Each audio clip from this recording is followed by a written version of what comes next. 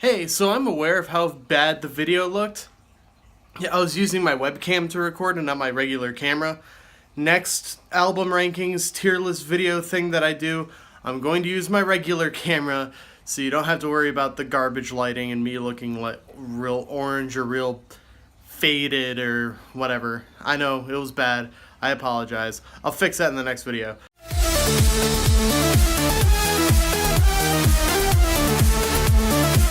Okay, so what I'm doing isn't an entirely new concept.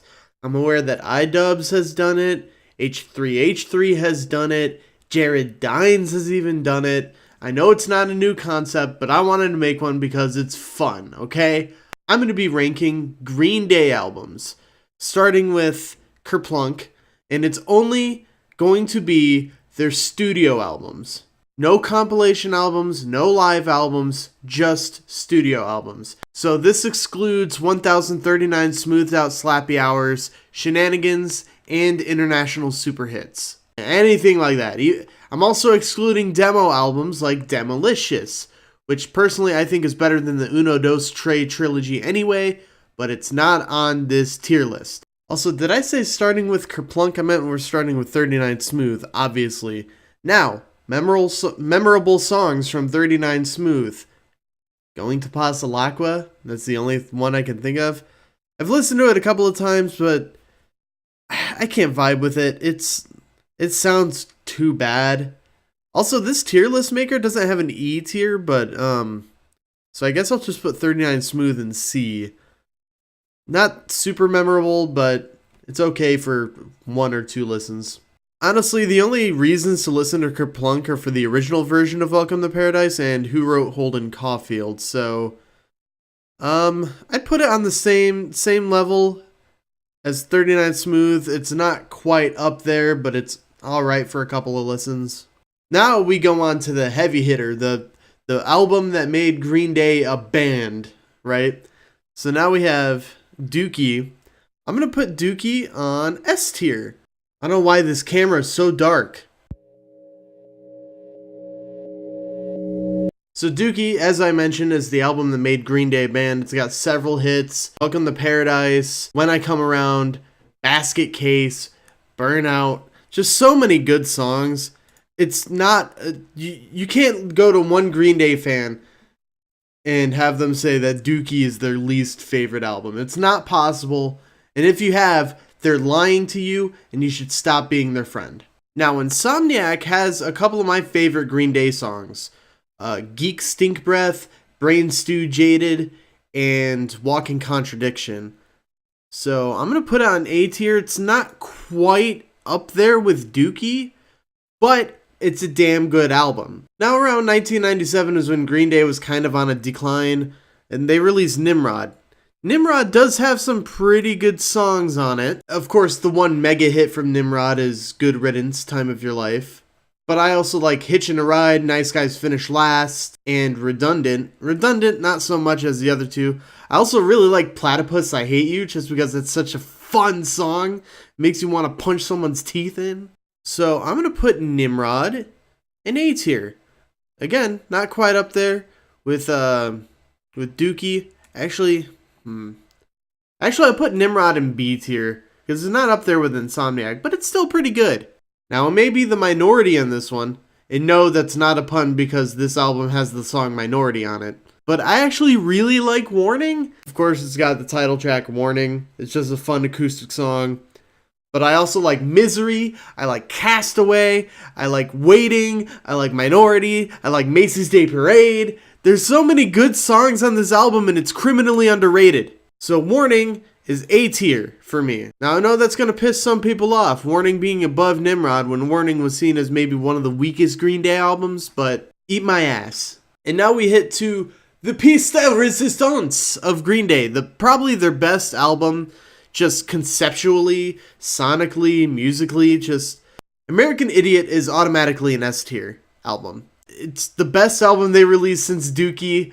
It's a concept album, and while the story may be a little hard to follow, it's still, you can get it. After a couple of listens, you actually do understand the story behind the album, and also the fact that they had a whole different album ready to release after they did Warning, but then the masters got stolen, so they had to re-record a whole new album.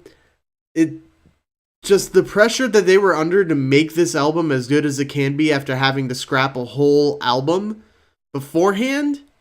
It's amazing. If you haven't heard American Idiot by Green Day yet, what the fuck are you doing? Get on Spotify, get on YouTube, get on whatever the hell else you listen to music on, and listen to this album front to back all the way through.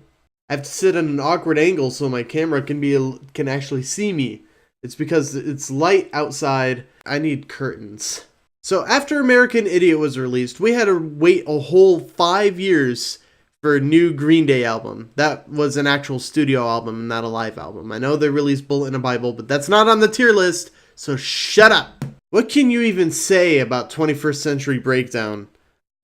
I really like it. There are a shit ton of songs on this. You've got the title track, 21st Century Breakdown, a 5-minute long, just absolute banger. Know Your Enemy was okay if you like a punk rock song. God, this album just had so many good songs on it. I'm looking at the track list. Viva La Gloria, both Viva La Gloria songs. Before the Lobotomy is really good. Restless Heart Syndrome's really good. Peacemaker. My dad, oh my god, my dad is like the biggest low-key Green Day fan. He jams the shit out to Peacemaker all the goddamn time. 21 Guns is good. American Eulogy is good. This entire album, I really like it. So I'm going to put it, I'm going to give it A tier. It's not up there with American Idiot conceptually because 21st Century Breakdown is another concept album, but it's up there. It's really fucking good and I like a lot of the songs on it. Now we dip into a little wobbly territory. I just realized I put a crop filter on my face cam, so the segment with just the face cam probably changed mid-video. Whoops. So now we enter kind of wobbly territory with the Uno Dos Tre trilogy. Uno, I thought was pretty good, so I'm going to put it, but there aren't a whole lot of songs on it that I like, so I'm going to put it B tier. Dos was also B tier. That was a little more garagey for my tastes. And then Trey was just not that great, in all honesty. Trey was not a great album. What songs? I have to look at Wikipedia to even remember what songs are on Trey. Okay, X-Kid. Yeah, that's a good one. 99 Revolutions. Yeah, those are the two songs that are actually really good on that album. Sorry. Now their 12th and most recent album, Revolution Radio. Oh boy, where do I start with Revolution Radio? The only two songs that I really remember off of Revolution Radio are the title track and Bang Bang. And even then, I think Bang Bang is a better song than Revolution Radio. The rest of these songs on this album they're not great. They're just kind of there. I really don't like Revolution Radio, but if there was an E tier, I would put it in E tier. Because honestly, unless you wanted to count the live albums and the compilations, there are no F tier Green Day albums. But just because this tier maker doesn't have an E tier, I'm going to put Revolution Radio in F tier. I hope you enjoyed my tier list video. Again, it's not an original concept, but I just wanted to make one because it sounded fun. Let me know if you agree or disagree with this pretty balanced tier list. Just to run over it again, Dookie and American Idiot, S tier. Insomniac, Warning, and 21st Century Breakdown, A tier. Nimrod, Uno, and Dos, B tier. 39 Smooth, Kerplunk, and Trey, C tier. Revolution Radio, F tier. Only because there is no E tier on this website. So thank you guys so very much for watching the video. See you next time. Bye!